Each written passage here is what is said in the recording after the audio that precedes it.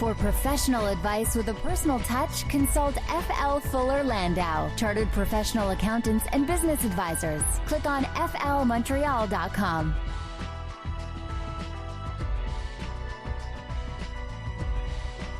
Good evening. Welcome to Today's Entrepreneur, a program about the entrepreneurial spirit that drives Quebec business. My name is Dan Delmar, along with FL Montreal's Josh Miller. Welcome back, Josh. Hello, Dan. Tax season winding down. Just got back from Vegas. Hope you had a good time. I did. Donated a little money, but had lots of fun and went to go see a Las Vegas Knights hockey game.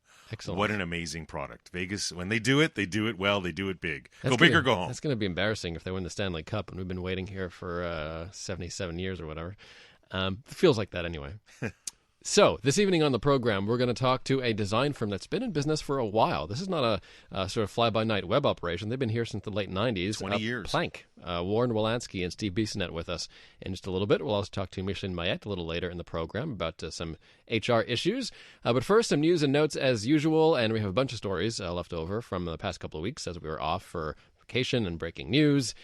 First, how to make employees happy. This retailer, I believe this is the Gap, Josh, spent $30,000 on its employees, and they say they got a return of $3 million in sales. How do you do that? And it's not so much about spending hard dollars. It wasn't that they gave little things out and gift certificates and all that. It was more about managing the employees' time better. So instead of, consistency is huge. You can talk about any business, your business, my business, retail or otherwise. If you can have a consistent group of talent year in, year out that deals with your customer base, that gets to know them and gets to understand the environment, that is huge. That will replace any little gift certificate or cost that you have. So what this article that I read in Inc.com was talking about Gap, and they were saying that it's what they did. They eliminated a few things, or they eliminated and created. They eliminated the store manager's ability to cancel a shift on an employee up to 2 hours before the before the shift started. Because when you're in retail, it's all about cost control, and you don't want to have too many people on the floor, but you don't want to have too few people on the floor, and this, that, and the other. So there's a lot of being nimble. But when they were starting to work with their employee schedules, a lot more consistency, even though it cost them a little bit more in salary, they just turned it into a huge amount of sales. A couple of other things they did. Employee schedules needed to be posted 2 weeks in advance, whereas they were posted much, much less than that. And, of course, keeping consistent schedules instead of keep changing them all the time. Guaranteeing a core group up to 20 hours a week instead of a few hours here, a few hours there.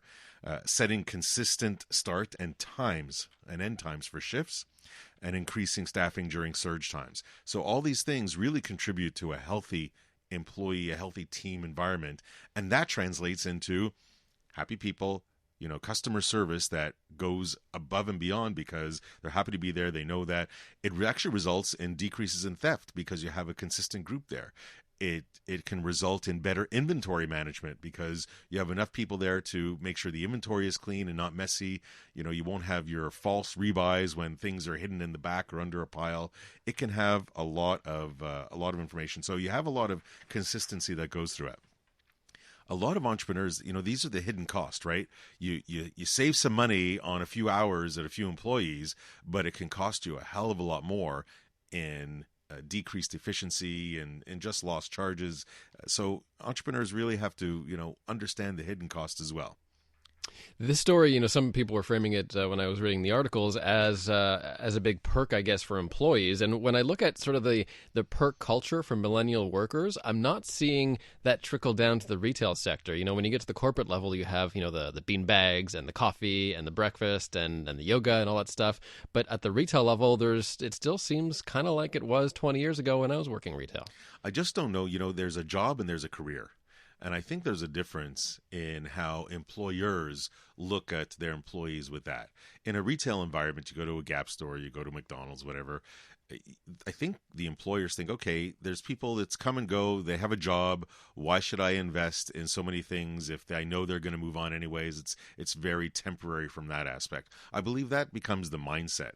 Doesn't make it right. And certainly, if you're talking about managers or people that can move up, if you invest a little bit of time and effort and energy, then you can absolutely create a phenomenal work environment and talent that will stay and help your business grow. So this brings me to my entrepreneur question of the week, and it has to do with keeping millennial employees satisfied professionally and just fulfilled in general. Our friend Carl Moore of the CEO series is writing a book on this, really, how to keep millennial workers happy. The best way I like to do it is not necessarily spending money on a bunch of perks and all these, snacks and stuff like that. It's by letting them express themselves creatively and just by having their own side projects within the business and having stuff that is motivating for them and giving our resources and support to them sort of going off and doing their own thing. But that's just me. But what are your thoughts on how much effort companies should put into these sort of millennial age perks? Well, there's no question that it's that there, regardless of the generation, there's different areas and aspects that motivate. You can lump everybody into one category, but it doesn't always work. I've seen millennials that have some Gen X qualities and some millennials that have some almost baby boomer qualities. So you can't always generalize on what drives people. That being said, there's no question that the younger team member today, I believe in it, I see this in our firm and I see it elsewhere, do want to feel more connected. They do want to have a little bit of input. They do want to have a little bit of freedom. They don't want to have that hovering parent or hovering boss over them. Notwithstanding the fact that some of them might need it for a little discipline or a little, learning experience, mentoring. But I agree with what you're doing. The letting them express themselves, very big. Letting them run with it, trusting them to a certain degree. Now, of course, you need to still manage your customer base. You don't want to give them enough rope to hang them with. You still you train them, because what they're also looking for is feedback. And we're going to talk about that later in the program with Micheline, when we're going to talk performance management at different generation levels. But it's definitely about feedback. It's about constant interaction and knowing that it's a two-way discussion and not a one-way street. It's not a dictatorship. It is really much more than that. This is from the Financial Post, from the CEO of a group called Parent Tested, Parent Approved. She writes that marketing to keep your ideal customer doesn't have to come at a high cost, if anything at all. Are we still talking about social media as sort of a shortcut to marketing? What are her tips? No, for her, it's really about being connected with your customer. It's really about, finding that empathy level. It's about understanding your audience and making sure you find a way to connect with that audience so that it keeps them back. We always, when we were talking about retail just before, it's always finding that reason why to come into the store. It's not, yes, of course, it's about your product and service. Yes, it has to be affordable, or the bang for the buck has to be there. It can't be out of whack completely. But if you can't find a way to connect with your customer, and I'm talking about the SMEs of the world, the small, medium-sized enterprises, if you can't find a way to connect with your customer, it's going to be that much easier for them to jump if there is a downturn in the business or if there is some change whatsoever. So she gave an example of Dove. Now, this is a huge company, but Dove never used big named actors, never used the perfect person. They used regular people to display their products, to show them. That was their way, for this monster company, to connect with its ultimate end user, so that it's more of an understanding and more of a manageable aspect. Also from the Financial Post, the huge job opportunity in Canadian tech that no one is talking about. What is that opportunity? Sales. You think tech, and you're thinking programmers. You're thinking a whole bunch of other opportunities. However, if you have the most phenomenal product, the greatest app, the greatest idea, fantastic. But if you can't properly voice how that's going to work and help and ultimately sell and bring in dollars, then it's useless. Now, you still have to have a great application. You still need a great product, a great service.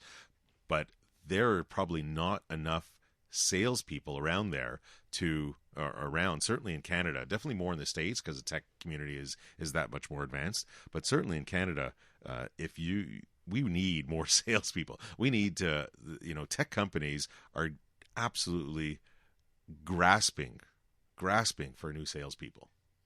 Salesforce, by the way, recently announced they're going to sink hundreds of millions into Canada. That'll be in the form of an investment fund and other investments. That could be interesting. Also, in entrepreneurial news and notes, I think we don't have time for any more. We'll save the rest. We can save it for next time. Let's do that. Let's go to our guests coming up right in just a second. It will be from Plank, Warren Wilansky and Steve Bissonnette. They'll talk about the journey from, I guess, Web 1.0 right up until today, and one of the few web firms that have stood the test of time. So we'll talk to the founders of Plank coming up next.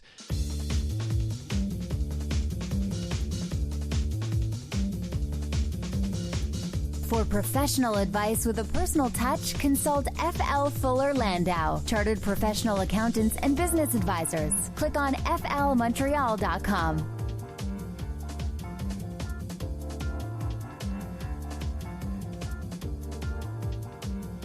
Welcome back to today's Entrepreneur, inspiring stories from outstanding business people. Dan Delmar and FL Montreal's Josh Miller with you. And this evening, let's welcome our guests, Warren Wilansky and Steve Bissonnette. They are of Plank Digital Agency. Guys, welcome to the show. Thank you. Thank you. So first, tell us a little bit about Plank. So Plank is a company that builds websites and mobile applications, mainly for arts, entertainment, and cultural organizations.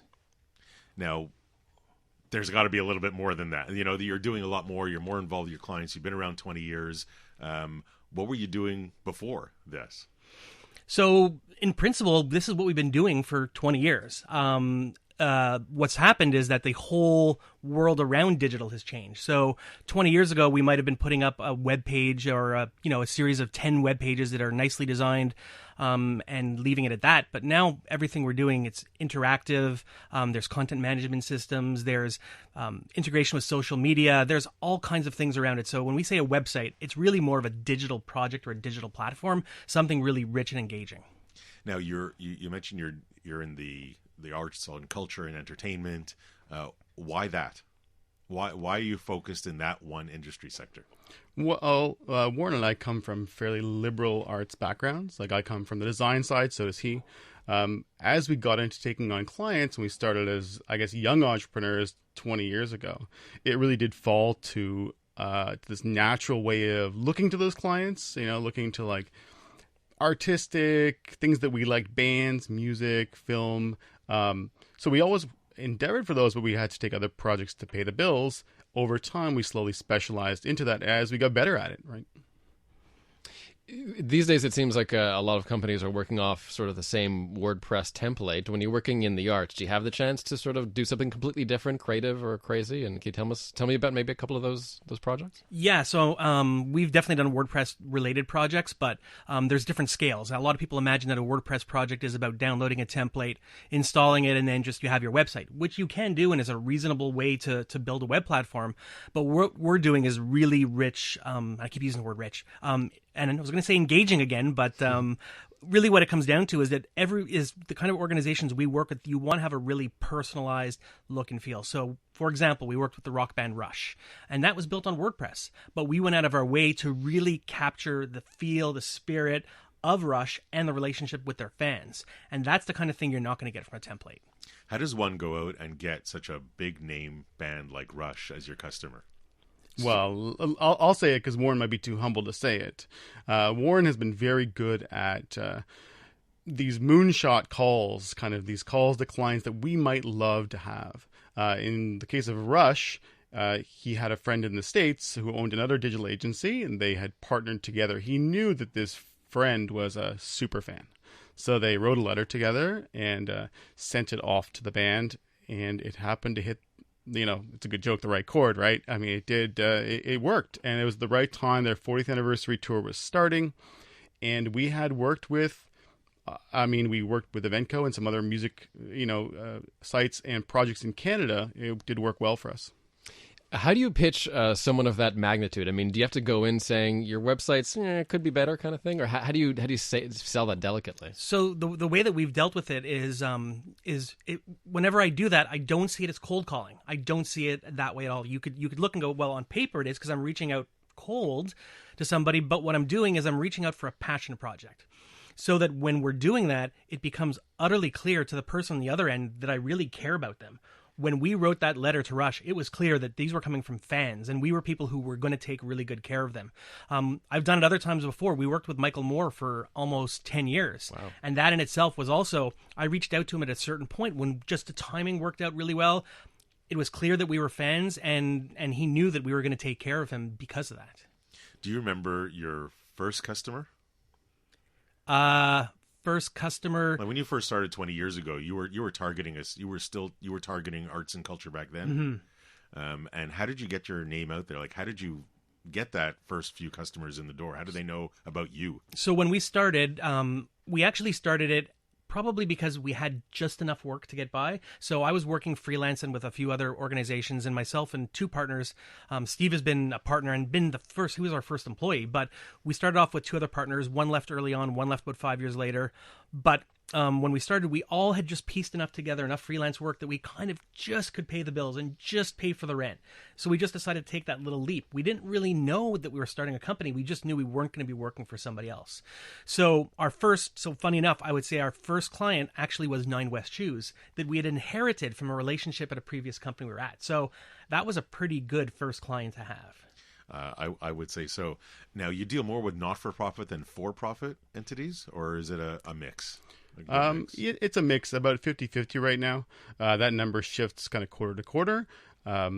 We've gotten, on the not-for-profit side, we've gotten pretty good at helping specifically Canadian nonprofits go and get the funding they might need so they can do good work. Right? It's a real strength of ours that we can talk to these agencies, these organizations, and help them understand what it means to get money to do digital projects in Canada. And so that's become a big focus of ours beyond the actual for-profit work, which we do quite a bit of too. Yeah, I mean, a lot of our reason for doing that is that we really want to build partnerships with whoever we're working with. We don't want it ever to be something where they see us as a supplier or a consultant of some kind. We want to be a partner. So the funding works for us, where we're actually sitting with that arts organization and actually working with them on developing the funding and the application and the ideas and the projects with them together. Warren Wilansky and Steve Bissonnette of Plank Digital Agency. They're our guests this evening on Today's Entrepreneur. Coming up, we'll chat more with them, talk to them about whether or not everyone needs a website. Plus, Micheline Maillet will join us on HR issues towards the end of the program as well.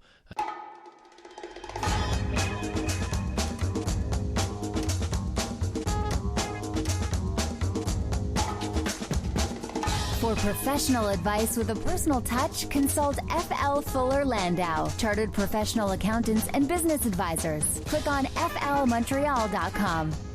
Welcome back to Today's Entrepreneur, presented by FL Montreal, a program about the entrepreneurial spirit that drives Quebec business. My name is Dan Delmar, along with FL Montreal's Josh Miller, and our guests this evening, Warren Wilansky and Steve Bissonnette of Plank, a digital web agency. They've been around since 1998, guys? 1998, yeah. So you've been around for a while. This is no fly-by-night digital operation. Talk about sort of the evolution of the web and how difficult it is sometimes to convince clients to update. And it's hard, even if you had a website for 5-6 years, sometimes the update is required. But what's your best pitch for someone who has an outdated website? Yeah, so on your first point, to say how has the web changed in 20 years, it's changed immensely. That would probably be another whole radio show unto itself. But on the idea of a website, so now I recognize that, not just, I was going to say small organization, but I'd say any organization, it's still painful to take money and invest it into the website. So the first thing you need to do is you need to start to figure out what are the things that you can measure for success. In other words, you have to come up with a plan of saying, like, what does success look like? And then how do I use that website to drive that success? The main way that I would try to make the argument for somebody who's wary to spend money is using something called iterative design. In other words, what you want to do is you want to take a little bit of money every month and just experiment and change and evolve it. And I think if somebody gets that mentality in their head and they start to just put aside a little bit and they start to see the results of the changes, that's a good way for somebody to understand how to actually improve their site longer term. Now, I know we're not going to spend that hour just on tech changes, but if you had to think of one, what's been the biggest game changer in the last 20 years from a technology standpoint? The absolute biggest change has been mobile, for me personally. Social media, you could definitely say, is one of the main changing elements, but mobile changed enormously the relationship with the internet. The internet, for the average user used to always be a desktop computer, and that still is a way that a lot of people use it. But mobile, tablets completely changes your interaction, the way you physically use the object, the idea of not having a keyboard in front of you and a screen a few feet away from you, but on a bus anywhere. That easily was the major change that we had to take into account. So AI, artificial intelligence, is that hitting your desk and what you're seeing out there as well? Of course, yeah, we're seeing little bits and pieces of it here and there. The pieces that we see right now tend to be fairly invisible, though. We're looking at pieces that help our clients do their work better, faster. Not necessarily that chatbot idea, that robot behind the site, but more the tool that'll let a client, let's say, go through 1,000 photographs and quickly pick out the ones that are already on the internet. Somebody copied them, or possibly go through and rank a bunch of text. Just these really mundane type jobs that there are really good AI, and I'm doing it in quotes, tools out there that apply fuzzy logic to problems. Clients, it's easy to return that value in a lot of those cases.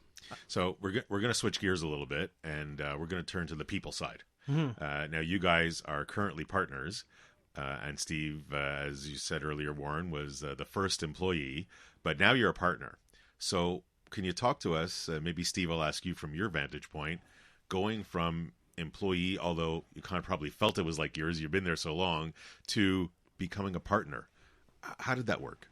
So for me, obviously working with Warren for 19 years, I met him at a freelance job before Plank, actually. I came on and was invested from day one. My partnership was an earned equity scenario where I slowly built up my investment, my own personal stake in the business. Warren, I feel it was very helpful for me to give him some backing, right? He started to become much more involved in business development, and I had the skills of having done all the jobs at Plank. I'd been designer, I'd been code, program, project management. So I was able to come in and really help him run that side of Plank, understanding the products that we were going to make and the teams that we were going to have to support to do that work. But in terms of the partnership, we're going on, we were just joking before how many years it's been. Yeah, I'm starting to lose count, which is a sign of a true partner, right? I'm just like, yeah. Our partnership was, Warren was, he recognized that interest I put into the business, that sweat, and he rewarded me for it, and I'm grateful.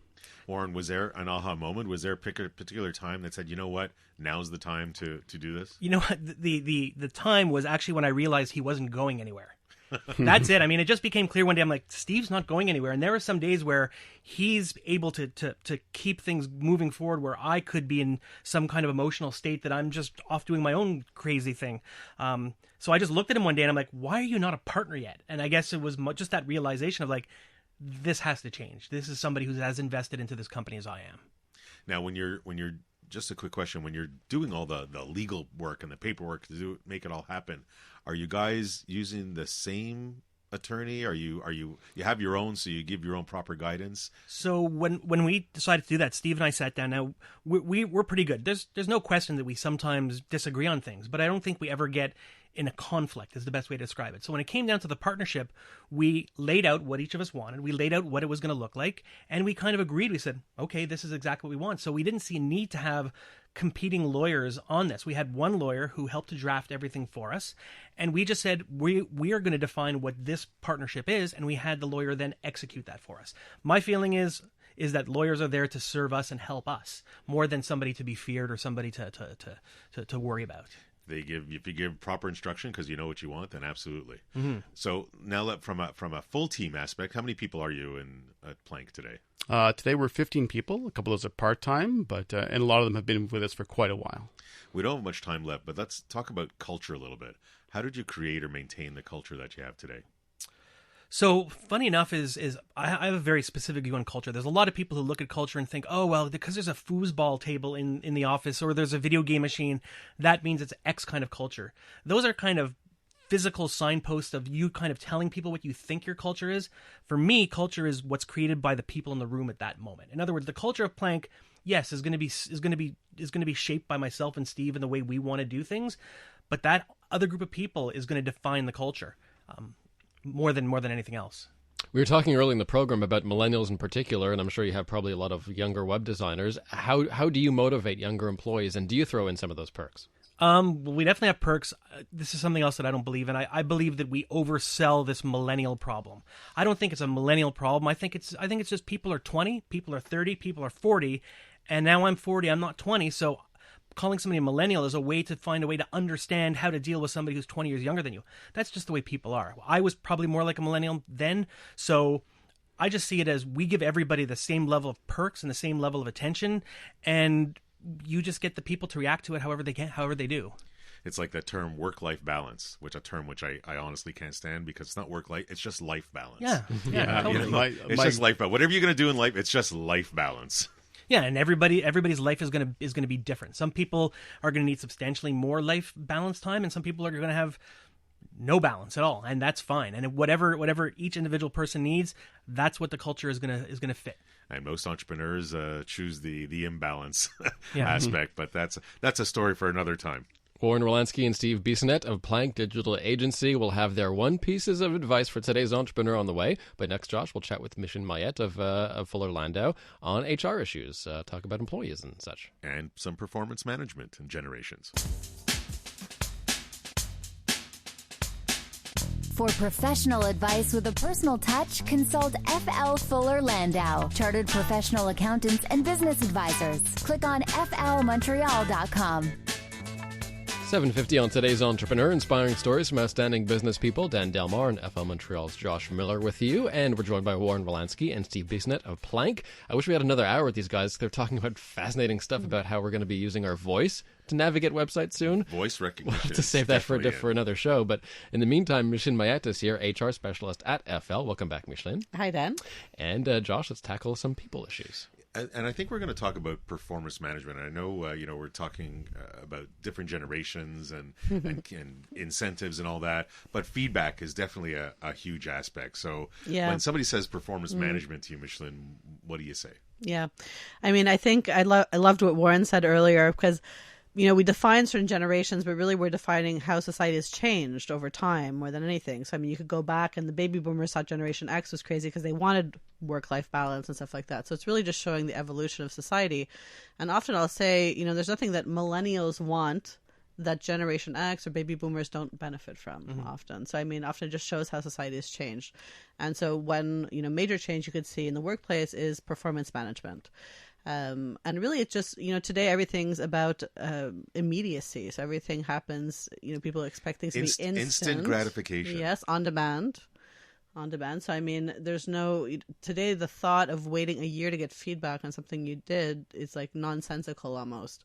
So you see a lot of people right now, or articles are talking about the, abolishing the performance review. And I like to correct that, because it's not necessarily that abolishing the idea of giving feedback. People read a little bit too much into that statement sometimes, but I think it's more the format of how companies are traditionally doing it, to do it once, twice a year and give feedback over such a long period, that really the trend right now is to go towards something much shorter.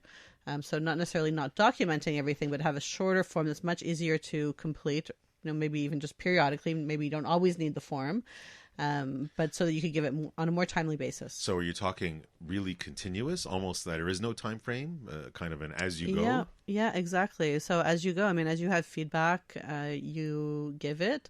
I mean, it's kind of maybe a little bit, too perfect to think that people will just give feedback all the time. So a lot of companies will still have some kind of guideline. So maybe a minimum of once a quarter, or encourage every 2 months. But the idea is that the feedback that you're getting is continuous. I remember seeing one sort of application to deal with these things internally, where essentially the employee was acting as if they were on Facebook, like liking something the employee did, and having that sort of social media validation. Is that something you're seeing as well? 100%, because I think the only way that you can do ongoing feedback well is if you have some kind of way to track it that's pretty easy, especially in a bigger organization. And today there's so much, I mean, HR finally is being a bit better served by technology than it was in the past. Often HR was the last department to get any kind of technology. And today, with the per user pricing that most softwares go to, even a smaller company can afford to get some kind of technology where you can put in some quick comments on an ongoing basis, fill out a few forms, so it goes fast.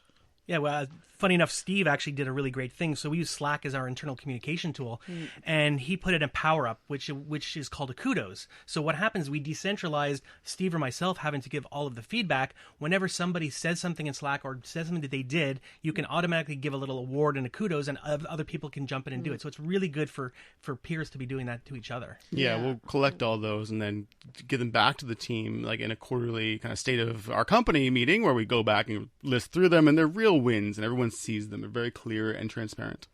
I would say one of the biggest challenges, I would think, Micheline, is time, because you want the feedback to be done often, but will people take the time to do it? And everybody's running 100 miles an hour, and yet we want them to stop and take 5 minutes to write, but maybe it's 5 minutes per person, and maybe there's 10 people. So how do you manage that time I think it's really a habit, getting into the habit of doing it and really changing the company culture so it becomes something natural and not something you have to think about. And I mean, like I said, the main thing is speed. If you're expecting people to fill out a 12-page performance review form for every employee monthly, then that's all they'll do with their time, and it's crazy. So it has to be something really fast, have people get into the habit of doing it, and then when you see what the benefits are, often you'll get into the habit of doing it naturally. Are you seeing specific softwares out there that are good or bad or scalable depending on size of companies? Yeah, for sure. I mean, there's a whole bunch of softwares that people are using. I can name some, maybe Bamboo HR. There's Kin that some people are using also. There's some Montreal companies, Collage, so HRWise is another one. So there's a whole bunch of companies that have an HRIS, and most of them have some kind of integrated performance management module to it. And when you're talking about generations or different age categories, as we'll kind of talk to Warren's point earlier, different approaches. You can't have 5 different approaches within one company. No, of course. So, I mean, like I said, the other generations just benefit from the trend to give more feedback. I think the difference is that in the past, because it wasn't something that was part of the culture, people didn't ask for it as much. But millennials will actually go and ask for the feedback more regularly, so which is kind of forcing employers to go and give it more regularly. But it doesn't mean that Generation X or even baby boomers don't mind getting feedback more often. Performance management, everybody wants it, or at least certainly newer, younger generations want it. But like you say, it benefits all. Thank you very much, Micheline. You're welcome. And as we approach the last moment of our show, as we do each week, we'll turn to Warren and Steve and ask you guys, what would be your one piece of advice for today's entrepreneur? For myself personally, it's do what you're passionate about. That was what got me into doing what I'm doing now. And I was just saying before to everybody here that if I wasn't getting paid to do this is what I'd be doing for my own enjoyment and fun anyways. I actually love building things for the internet. Excellent. Thanks, Warren. How about you, Steve? I think for me, it's patience and commitment. We see a lot of hype around startups and very quick win businesses. We've really found reward in a long-term plan, moving a little bit slower, but a little bit smarter, and trying to create something which we're really proud of for the long term, and is really going to help our clients. We're going to be there hopefully years from now for them. Excellent. Thank you. And Dan, my quick takeaway, we didn't really talk about it much, but at the beginning of the program, they said they focus on a specific industry, arts, culture, and entertainment.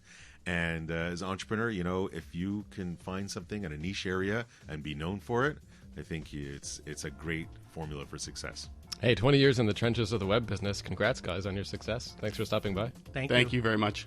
Warren Wilansky and Steve Bissonnette of Plank, and, of course, thank you to Micheline Maillet, HR consultant at FL. Next week on the program, Josh? Surprise. It's a surprise, eh? Yes. Stay tuned. Next Monday night at 7. Don't forget flmontreal.com. Click on the community section, and you can hear 8 years worth of our profiles right here on CJAD. See you next week.